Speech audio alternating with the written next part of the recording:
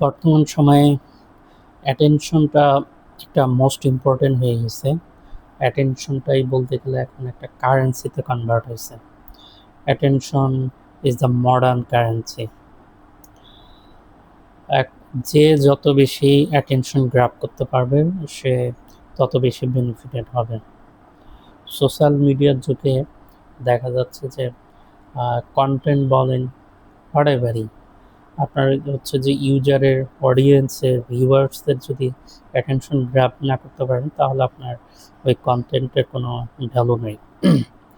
যদি এটা প্রফেশনালিও আমরা চিন্তা করি, ওয়েবসাইট ডিজাইন বলেন, গ্রাফিক্স ডিজাইন বলেন, ব্যানার ডিজাইন বা একটা ভিডিও এডিট করা, এটা যদি আপনি অডিয়েন্সের আপনার টার্গেট অডিয়েন্সের যদি অ্যাটেনশনটা গ্র্যাব না করতে পারেন, প্লাস এবং সেটা অ্যাটেনশন স্প্যানটাও ধরে না রাখতে পারেন, অর্থাৎ এনাফ পরিমাণ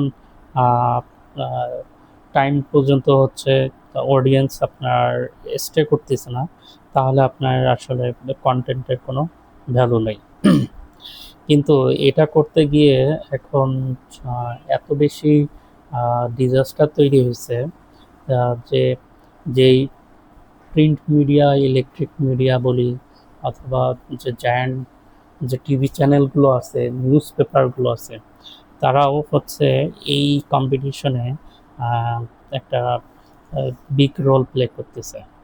তারা দেখা যাচ্ছে যে এমন এমন ট্যাগলাইন ইউজ করে, এমন এমন হেডিং ইউজ করতেছে যেটা তাদের সাথে যায় না, তাদের কন্টেন্ট কোয়ালিটির সাথে যায় না। বেসিক্যালি সাপোজ যদি ধরি যে বিবিসি হচ্ছে নিউজ চ্যানেলের জন্য ইন্টারন্যাশনালি রিনাউন্ড। একটা সময় হচ্ছে যে বিবিসির নিউজ শোনা এটা একটা স্ট্যান্ডার্ড ছিল। ইভেন মানুষ হচ্ছে এটাকে এন্টারটেইনমেন্ট হিসেবেও বিবেচনা করতে হয়, অর্থাৎ নিউজ শুনতো কিন্তু সেটাকেও তারা এন্টারটেনমেন্ট হিসেবে নিত। কিন্তু এখন এমন এক পর্যায়ে চলে গেছে যে বিবিসির মতো নিউজ চ্যানেলও সোশ্যাল মিডিয়াতে তাদের যে হেডলাইন এত বা থার্ড গ্রেডের ভাবে ইউজ করে, লিখে, কি কারণে তারা একটা বিগ কম্পিটিশনের মধ্যে পড়ে গেছে। সোশ্যাল মিডিয়া হতে মানুষ এখন বিভিন্ন ধরনের কন্টেন্ট কনজিউম করতেছে, যার কারণে তারা পর্যাপ্ত পরিমাণ অ্যাটেনশন পাচ্ছে না, বিধায় তারা তাদের কোয়ালিটি ড্রপ করে